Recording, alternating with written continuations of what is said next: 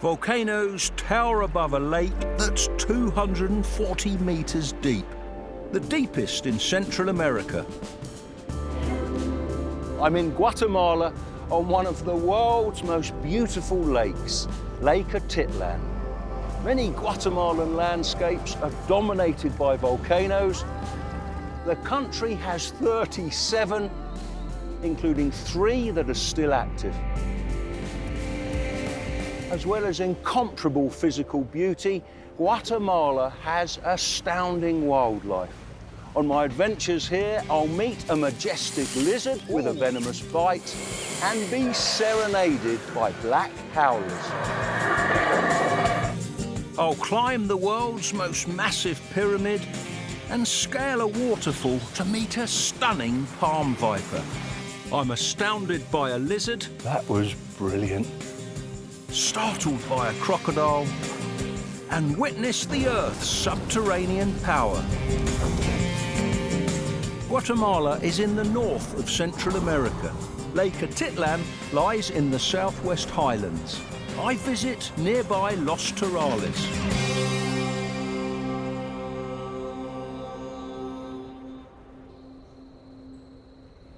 Owned by the Burge family for over 80 years, Los Torales is a coffee farm and private nature reserve. Many traditional practices are preserved here. It's the only coffee farm in Guatemala that still has a working steam engine.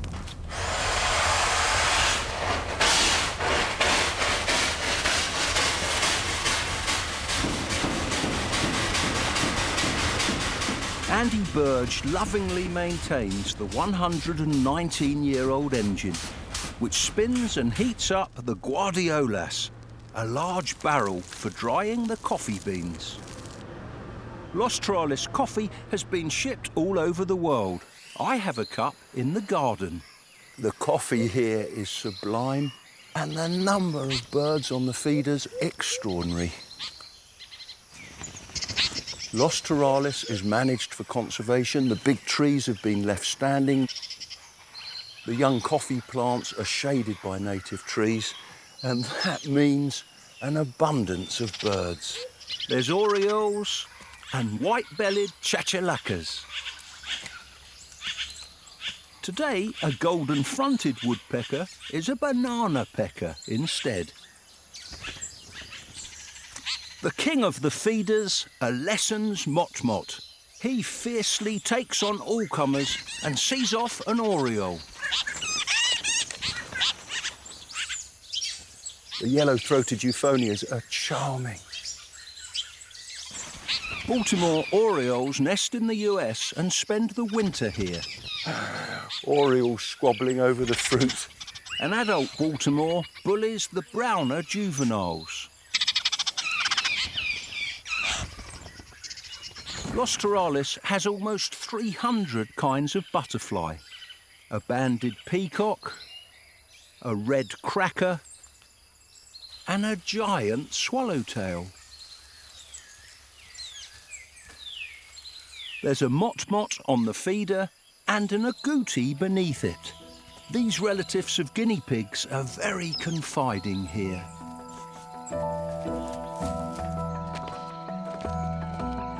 Guide Freddie Toll takes me to one of the barns. Yesterday, he saw a snake here. But is it still around?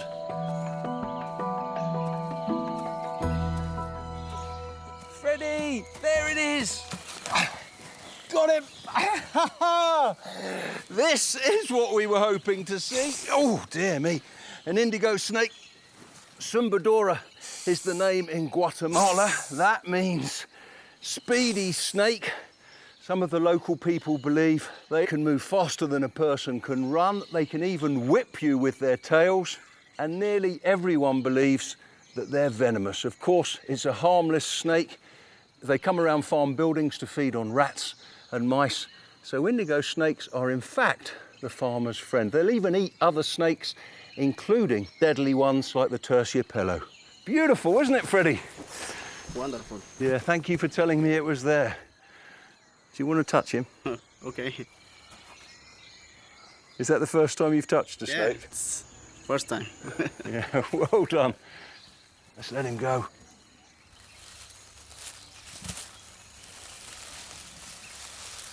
Great.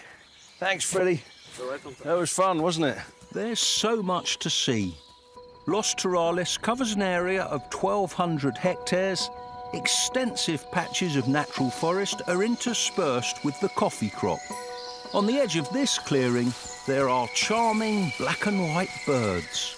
Freddie knows a day roost of one of my favourite groups of birds. There's the owl. Two of them. Unmistakable. A pair of black and white owls. Insects and bats are their preferred prey. One of them's noticed us. It's looking down, but it's not too bothered. Charming owls. Thanks, Freddie. Okay, sir. Lovely. Other owls often roost in the stands of bamboo here.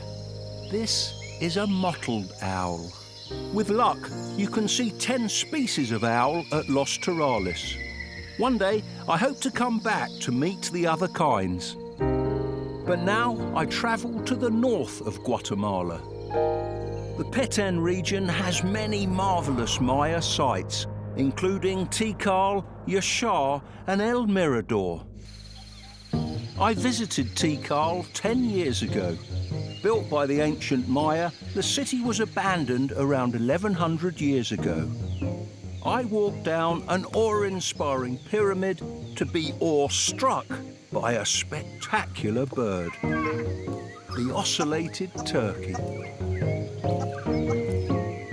These birds were well known to the Maya, and I'm sure they were beguiled by them too. That head is really strange. Sky blue skin and those bright orange warts. Ocellated turkeys search for seeds, fruit and insects in the forests of Mexico, Belize and Guatemala. In most places they're endangered, but this is a safe haven. Tikal is part of the Maya Biosphere Reserve, a huge protected area surrounding the Maya sites. Today I'm exploring Yaxha, a Maya city named after the lake it overlooks. In its heyday, more than 1,500 years ago, nearly 50,000 people lived here. Then, just like Tikal, the metropolis was abandoned. Yaxha has 9 temple pyramids and many stelae, ornate sculpted stones. As well as preserving these wondrous archaeological sites, Guatemala's Mayan Biosphere Reserve also protects vast areas of habitat, so these ruins are great places to look for wildlife. The reserve, a fifth of Guatemala's land area, is the most important expanse of rainforest north of the Amazon, home to jaguars, puma and other smaller hunters. There's a grey fox. They're tiny little foxes. They pounce on mice and small lizards that live amongst the ruins. It's the only member of the dog family that climbs trees, so scaling a pyramid is a doddle.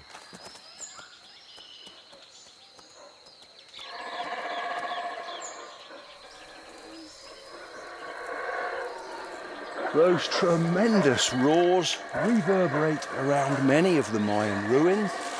Somewhere in the treetops, there's a troop of Guatemalan black howlers. There's movement just there. This is their calling card for neighbouring troops.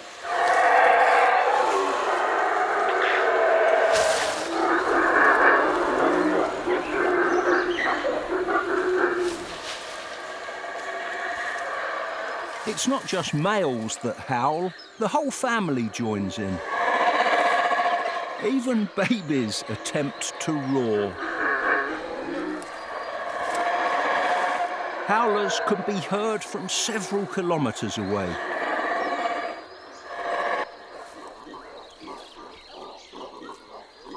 One of the younger monkeys was stressed out by that intense howling session. An older female reassures her and holds her hand.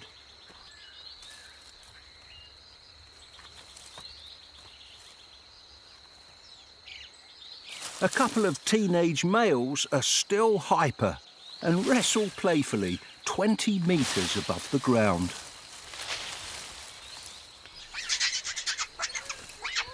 A baby boy watches and learns.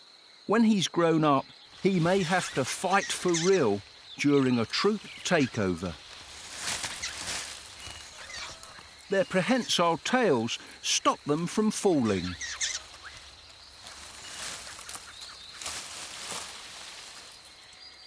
Male howlers don't help with baby care. That's down to the females. This mum is a revolving jungle gym.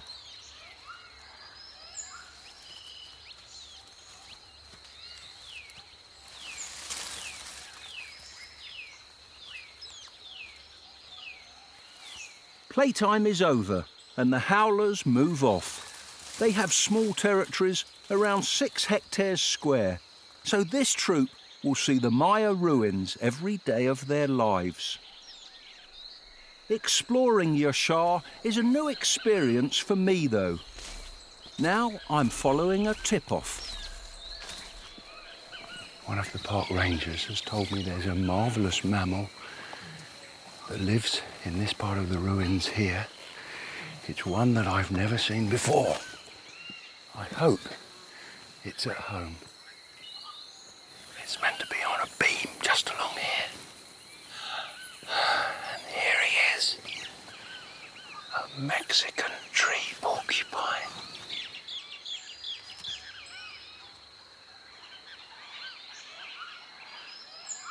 They usually spend the day in a hollow tree, but the shade of an ancient ruin is perfect too.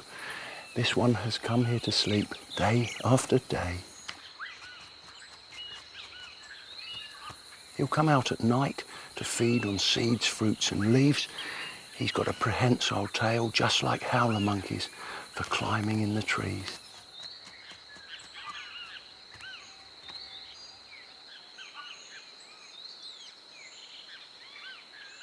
What a magical moment. I leave the porcupine to experience the sunset. Yaxha is famous for them. The next day, I leave this beautiful site and travel to the southwestern portion of the Maya Biosphere Reserve. The San Pedro River is the gateway to Las Guacamayas Biological Station. A base in the rainforest for scientists and eco-tourists, Las Guacamayas has been supported by the Berger family for the last 15 years. Buenos dias, I'm Nigel. Buenos dias, I'm Renee. Hi, morning. Francois, welcome, Nigel. Thank you Hello, very Nigel. much. I'm Nini. Berger, nice to meet you. It was a beautiful boat ride in. How much area do you protect here? We have about 5,700 hectares. This sanctuary is named after the endangered birds it was set up to protect. Guacamayas is the Spanish name for scarlet macaws.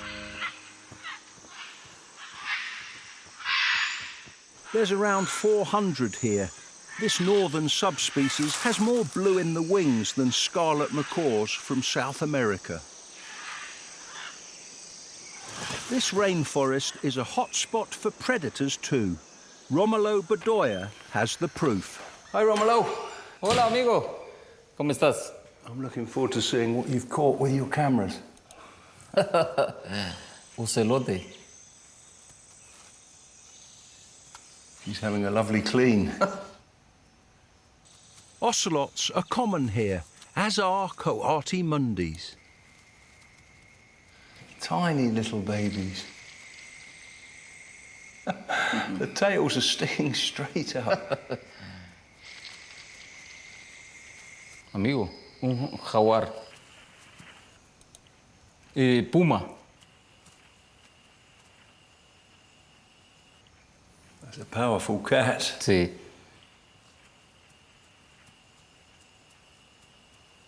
Brilliant stuff. Thank you so much, Romulo. Those clips show just how important the forest is.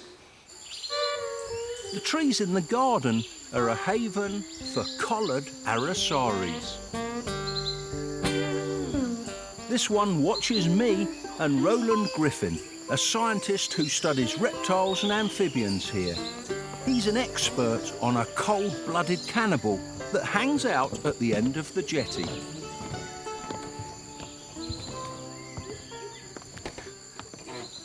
Look, Nigel. Oh, yes! This is the cannibal. Larger crocs eat smaller ones. Only the second time I've seen a Morlitz crocodile. He's a big croc. He's 3.5 to 4 metres long. We've done a few years working with them along this river. And you can identify individuals. How do you do that? The shape of the scales and the pattern on those scales on the back of the neck are unique, like a fingerprint. So we can take photographs of them from above, and then we can match those photographs to the individuals that we know. They were becoming rare. How are they doing here now? There's been a really big comeback. A survey that we did over a 20-kilometre stretch of this river, we found 120 individuals. It's been a real conservation success story.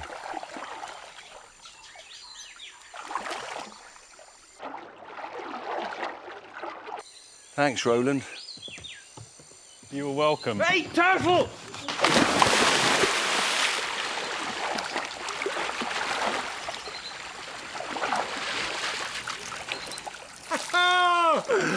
We never expected to find one of these. It's a critically endangered species, a Central American river turtle. They're found in southern Mexico, Belize, and here in Guatemala.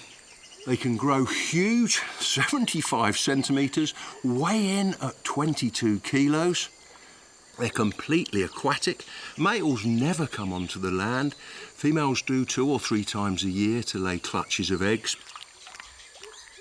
Sadly, because of their size and the fact that their meat is very tasty, they've been over-hunted, which is why they are so rare nowadays. What a magnificent animal. They're amazing, aren't they, Nigel? Thanks, Roland. Let's let him go now.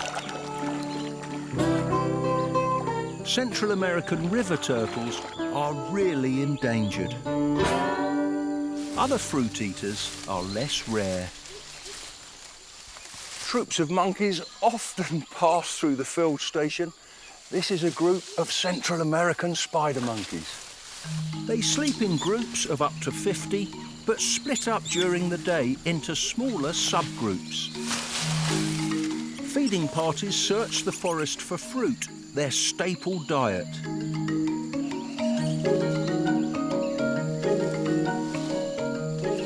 Spider monkeys have the strongest, most dexterous tails of any mammal, so they can hang securely and use both hands to feed.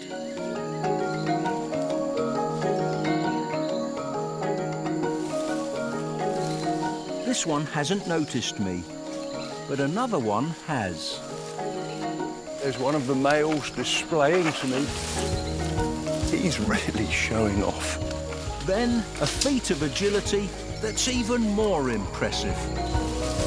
He uses his long, strong fingers as grappling hooks to brachiate, swinging hand to hand beneath branches like the gibbons of Asia. Arms that are 25% longer than his legs, the opposite of most mammals, help him do this.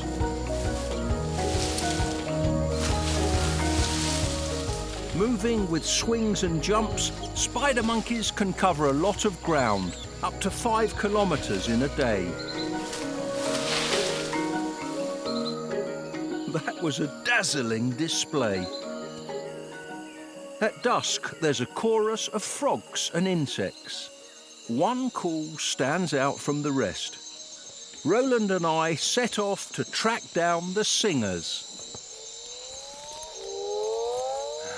I know what that croak is. It's an extraordinary sound. It really is, isn't it? And I think they're calling from a pond just over here. Oh, wow. Nigel, look, quick. It's the one we're looking for. A Mexican burrowing toad. One of the most peculiar amphibians on Earth. specialised back legs for digging. They use those big feet for pushing away soil and sand.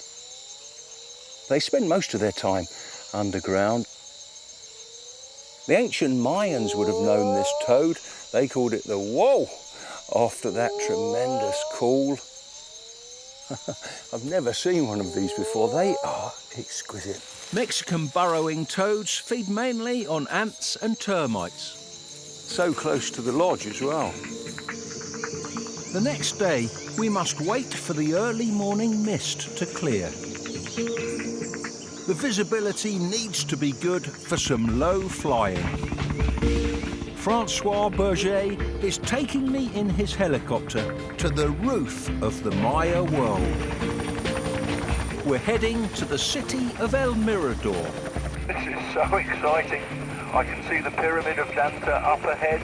El Mirador is surrounded by an ocean of forest.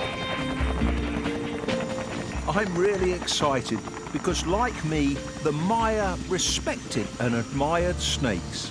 There's a fabulous work of art here featuring a supernatural serpent. Francois will take me to it. Great flight. Thank you. I'm glad you enjoyed it. This frieze is 2,400 years old. Extraordinary. It looks like they were carved yesterday. I can see a snake coiling all the way through the frieze. There's the fang and forked tongue. You can feel the power of this mythical snake. We move on to La Danta, the pyramid we saw from the air. This is the top of the most massive pyramids in the world. Oh, another one of Guatemala's wonders. By volume, this is the world's largest pyramid. Only the top has been excavated, the rest is still underground. This vast structure is 2,200 years old and took 15 million man-days to build.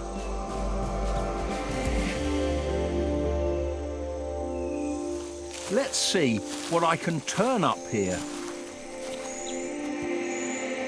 There's a snake! Oh, hey! Oh dear, nearly escaped. This is a species the Mayans would have seen, a beautiful black-line snake. A lovely salmon pink tummy. This is a frog toad and lizard eater. There's tiny fangs under the eye, so if they bite, they can inject some venom. It causes irritation, inflammation around the bite mark, but they're usually pretty docile, like this one. This is superb. Finding a snake in front of a Mayan pyramid. Beautiful. Let's let him go now. That is brilliant. I can't leave this magical place without climbing the pyramid with Francois. My imagination leaps back 2,000 years to when this temple was used for Maya coronations and religious ceremonies. Just imagine the dignitaries in their colourful robes. Nigel, we're on top of the Mayan world. Oh, Francois, this is awe-inspiring. What a stupendous view. For the ancient Maya, this literally was the top of the world. At 72 metres, La Danta is the tallest structure they ever built. El Mirador was abandoned around 1,200 years ago. Climate change and deforestation played a part in its downfall. With what's going on today, that's food for thought. From the Petén region, I travel to a more modern city in the south of Guatemala, Antigua. On the outskirts, there's a charismatic lizard that's a must-see for me. En route, I visit a farmer's market. There's Maya faces in the crowd. 60% of Guatemalans are descended from them. Proud of their heritage, many of the women still wear traditional costumes. Much of this produce would have been familiar to the ancient Maya. Foods still eaten today, tamales, guacamole and corn tortillas, were down to them. I buy some manzanilla fruits. They're cooked and eaten as a dessert at Christmas here. Thank you. The city of Antigua is a World Heritage Site, renowned for its Spanish colonial buildings. I pass beneath the famous Santa Catarina Arch, which dates back to 1794.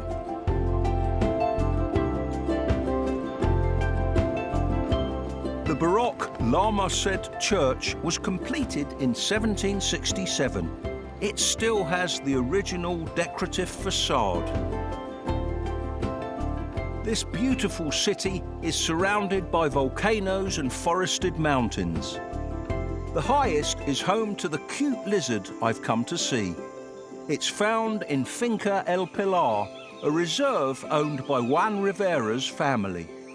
Juan, El Pilar is a magical place and it's so close to Antigua. Yes, we're very proud of our wildlife, so go and check the hummingbird feeders. Thank you very much.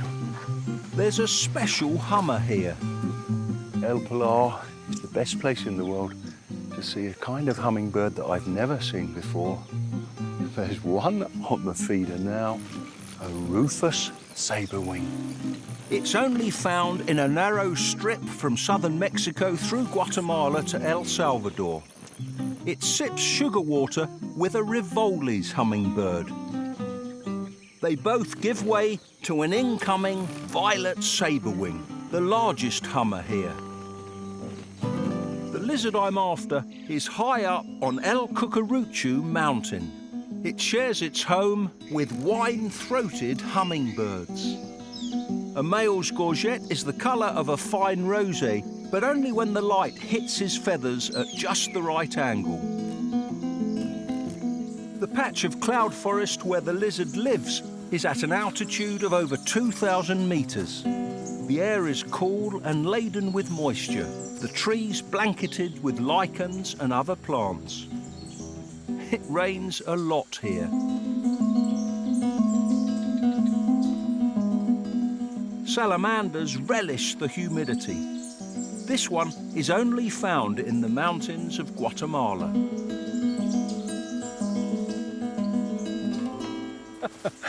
This is what I wanted to show you. The locals call them scorpion de arbol. In Spanish, that means tree scorpion, because they believe these harmless lizards possess a very toxic poison. They often kill them on sight, which is an absolute tragedy, because this is one of the most charismatic lizards I've ever seen. It's an arboreal alligator lizard. They spend much of their time in the trees, and they have a very special party trick. Look at that prehensile tail to help them move in the treetops. They're often found very high up. That was brilliant. This really is a fabulous lizard. Bromeliads are good homes for them because they provide shelter, high humidity, even trap water for the lizards to drink. And of course, there's lots of insects inside for them to feed on. How could anyone kill these charming lizards? I've really enjoyed Finca El Pilar and the city of Antigua. Later in my journey, I'll return here to witness a fiery volcano.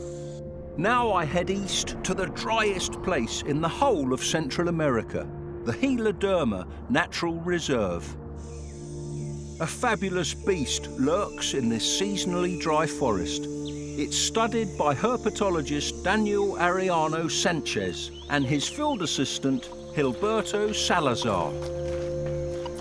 We're tracking a Guatemalan beaded lizard, but Gilberto spots another rare reptile. What is it? Iguana, Black iguana. yeah.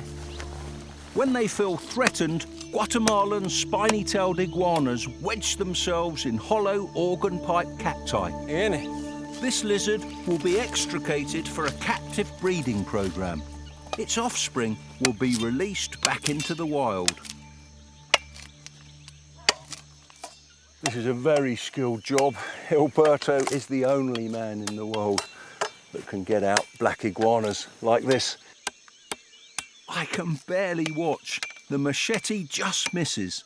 But Gilberto knows what he's doing and has never injured a lizard. Wow, hey, well done, Gilberto. Can I hold him? Beautiful. Guatemalan spiny-tailed iguanas are very precious. There's less than 1,000 left in the wild because they're hunted for their flesh. And if they disappear, the Guatemalan beaded lizard that we're hoping to see will become extinct too, because beaded lizards rely on feeding on iguana eggs during the hot, dry season. This is a lovely male, isn't it? He'll help with the breeding program. Yes, we're going to take it back to the station.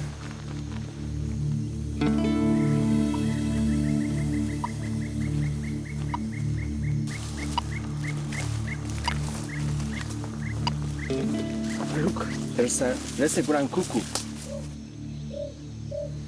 Beautiful blue skin around the eye. Yes. And that's a real speciality here. Yeah, it's a dry forest specialist.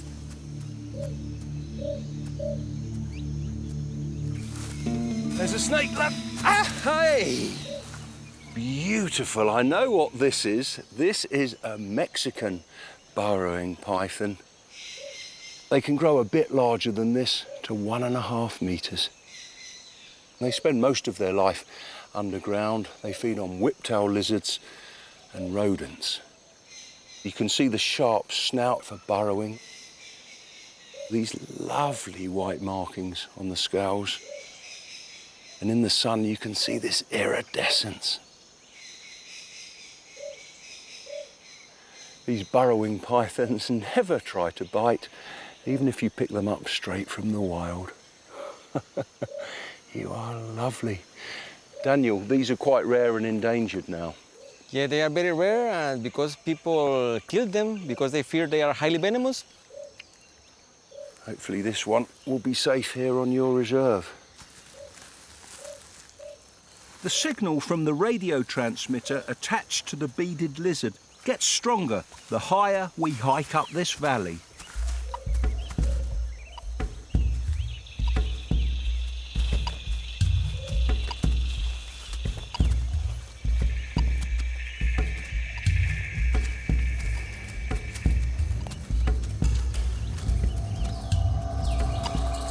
Signal's getting really strong now. Yes, Nigel. Let's see. Oh, there it is! Oh, yes! Be careful here. They've got a very painful bite. Oh! Oh, dear me! And then gently. And go like that. Got him. Beautiful. The Guatemalan beaded lizard is a national treasure.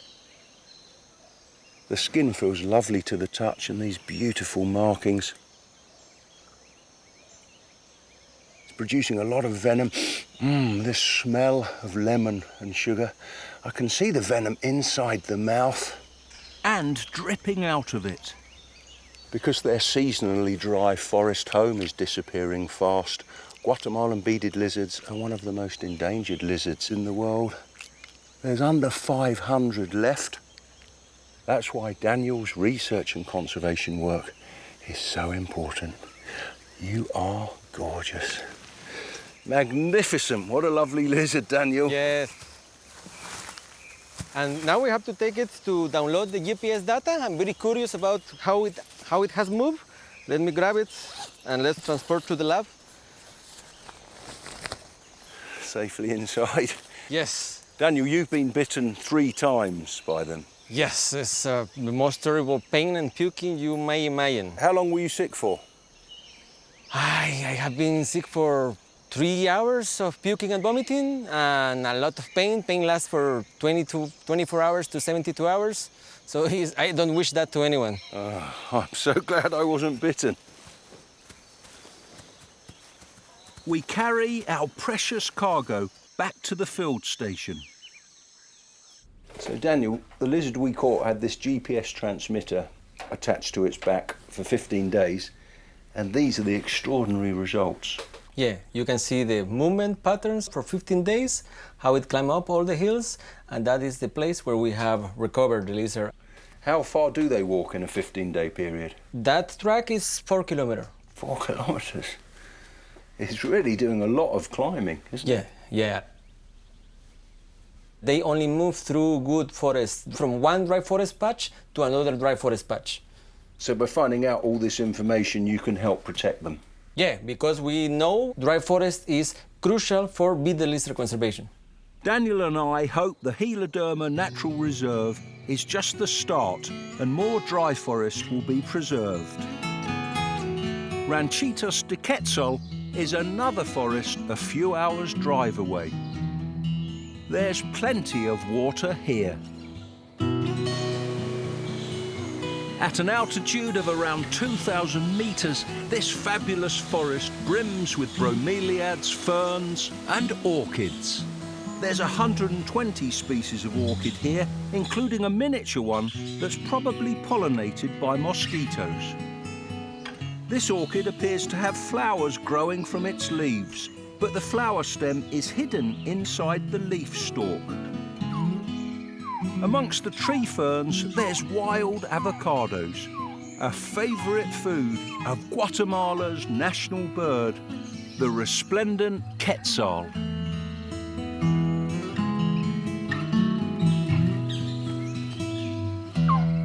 This male preens his fabulous feathers. His mate is less showy. She's perched close by. These birds are the stuff of legend. As Tekun Uman, a Maya king, lay dying, a quetzal hovered over him. Its feathers were soaked in his blood. Ever since, quetzals have had a scarlet chest. Quetzales, the Guatemalan currency, is even named after the bird. Muchas gracias. Es un gusto. Thank you. This is delightful. Close views of a stunning unicoloured jay. Coffee, and very soon I'll be looking for a very special snake. The jay is caching tortillas somewhere in the forest.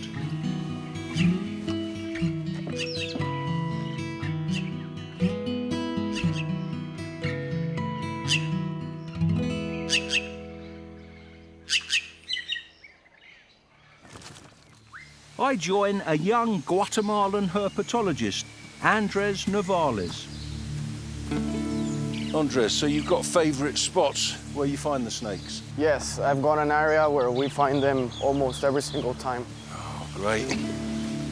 It's a beautiful pit viper. Beautiful, yeah. Its habitat isn't too shabby either. Andres sees them most at the top of this picturesque waterfall.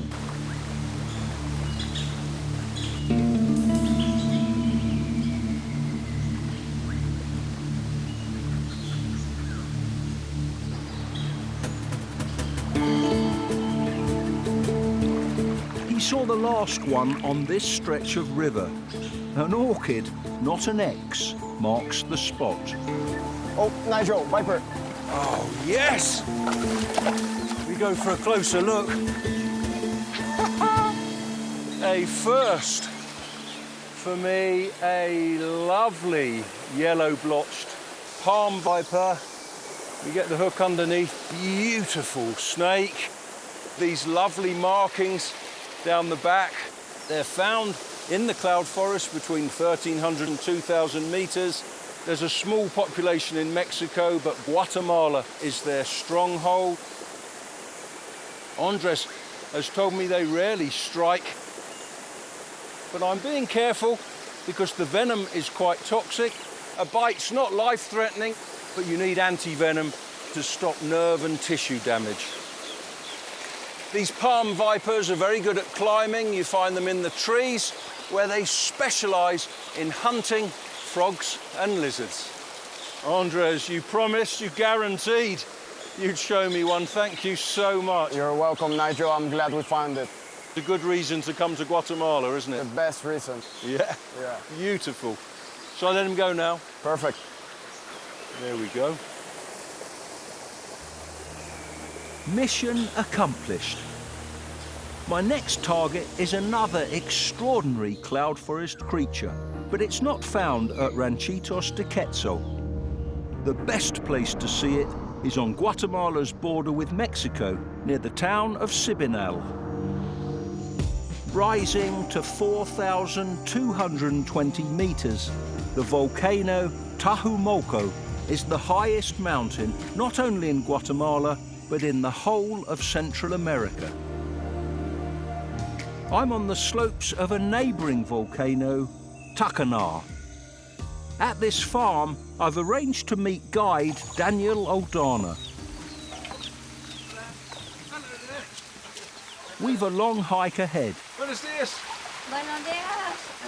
As if to remind us, someone is cracking the whip. Whip cracking is the traditional way to herd sheep and goats here.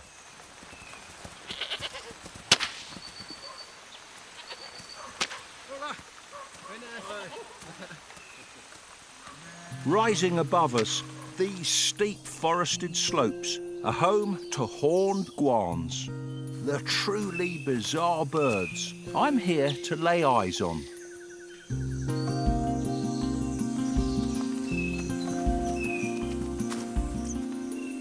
Oh, look, in the pine, pink-headed warbler. Oh, yes. What a little stunner.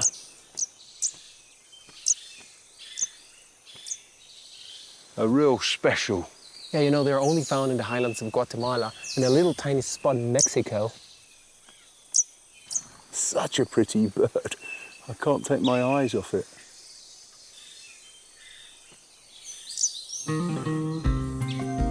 We climb to 3,200 metres to meet Roman, a local farmer turned guan tracker. Hola. Hola, bienvenidos. Gracias. Tengo una familia acá abajo. Buenísimo, buenísimo. He says there's a family down the slope. Oh, wow, that's brilliant news. Once I've negotiated this vertiginous slope, the prize will be in view. Horned guans are big, the size of a turkey. Oh, yeah. There's one in the open. Yeah. What a horned guan. This bird is really rare. There's only about 1,000 of them left. Horned guans are only found in a small part of the world. Guatemala is their stronghold, but there's a few in Chiapas, Mexico.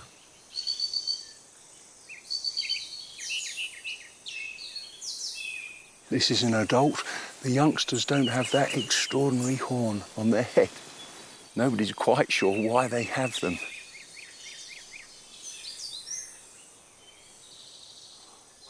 That's a fabulous bird. Muchas gracias. Thanks, Daniel. Great. The volcanoes here are dormant. To see an active one spewing out lava, I must leave Cibinal and return to the city of Antigua in central southern Guatemala. The residents here are proud of the 3 volcanoes that overlook the city: Fuego, Agua, and Pacaya.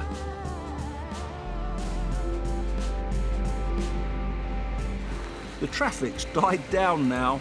It's 3 a.m. and I'm in the town square. I've come back to Antigua because 2 active volcanoes loom above the city like sentinels. I'm going to hike up one of them. The lava shows up best at night. I've hiked for nearly an hour, but it's well worth it to see this. Lava flowing from the summit of Pacaya Volcano. A glimpse of nature's subterranean power.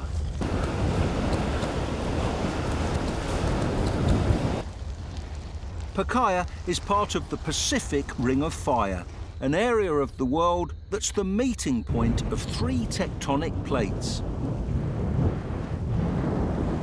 Guatemala is one of the best places in the world to see this phenomenon.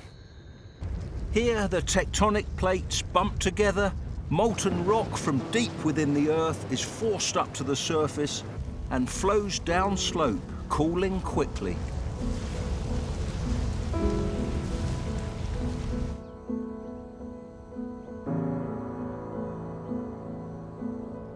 Pacaya is a classic stratovolcano.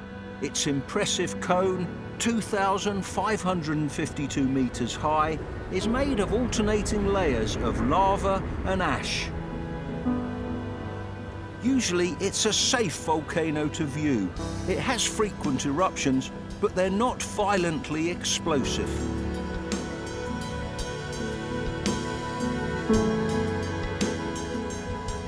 Pacaya's closest neighbour, Agua, is dormant. But a little further away, the volcano Fuego has frequent and violent eruptions. The last big one was in June 2018. Clouds of ash constantly billow from its peak. During Fuego's biggest eruptions, lava flows have engulfed whole villages, so volcanologists closely monitor it now. Standing on the slope of a volcano, surrounded by volcanoes, is a fitting finale to my travels in Guatemala. I adventured in dry forest, cloud forest, and on Lake Atitlan. There were quetzals and something venomous. The Guatemalan beaded lizard. Around Mayan ruins, I met Mexican tree porcupine, black howlers, and a serpent. Superb, finding a snake in front of a Mayan pyramid. And I held one of the world's rarest turtles. I'll never forget my adventures in Guatemala. It's safe for visitors now, so if you get the chance, come and see this magnificent scenery and the country's wildlife for yourself.